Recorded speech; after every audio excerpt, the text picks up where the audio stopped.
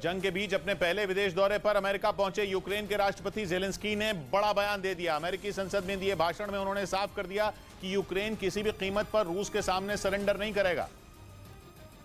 और उन्होंने रूसी सेना को जल्द से जल्द यूक्रेन से खदेड़ने के लिए अमेरिका से और अधिक हथियार देने की मांग की। व्हाइट हाउस में राष्ट्रपति बाइडेन से मुलाकात के बाद जेलेंस्की ने अमेरिकी संसद में भाषण दिया।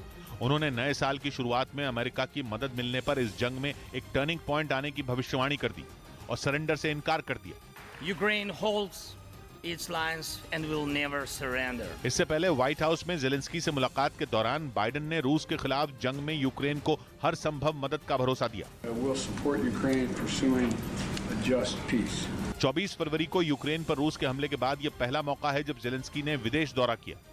और अपनी अमेरिका यात्रा से उन्होंने रूस को यह जता दिया कि इस युद्ध में यूक्रेन अकेला नहीं है, बल्कि अमेरिका और उसके सहयोगी देश भी उसके साथ खड़े हैं।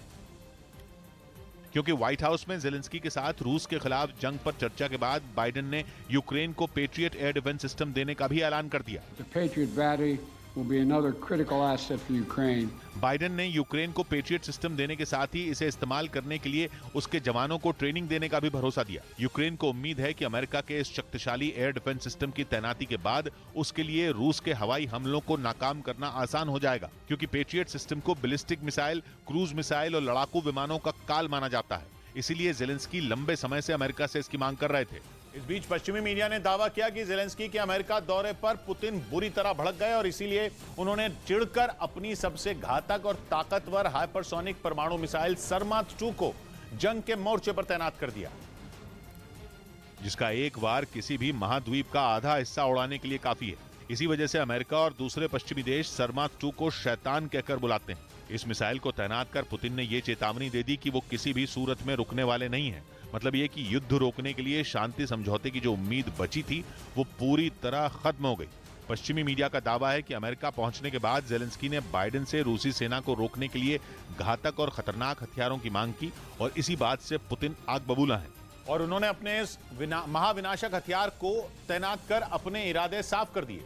रूस ने यूक्रेन के साथ अमेरिका को भी यह चेतावनी दे दी कि अगर नेटो देशों ने हथियारों की सप्लाई नहीं रोकी तो नतीजे भयानक होंगे, क्योंकि रूस का दावा है कि उसकी हाइपरसोनिक परमाणु मिसाइल सरमात 2 की काट किसी के पास नहीं है। यह मिसाइल उसके परमाणु जखीरे का सबसे ताकतवर हथियार है जो महज 6 मिनट में ब्रिटेन को तबाह कर सकता है।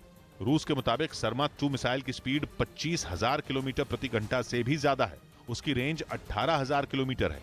मतलब इसकी जद में दुनिया का हर कोना है। और तो और सरमात मिसाइल एक साथ 12 परमाणु बम छोड़ सकती है।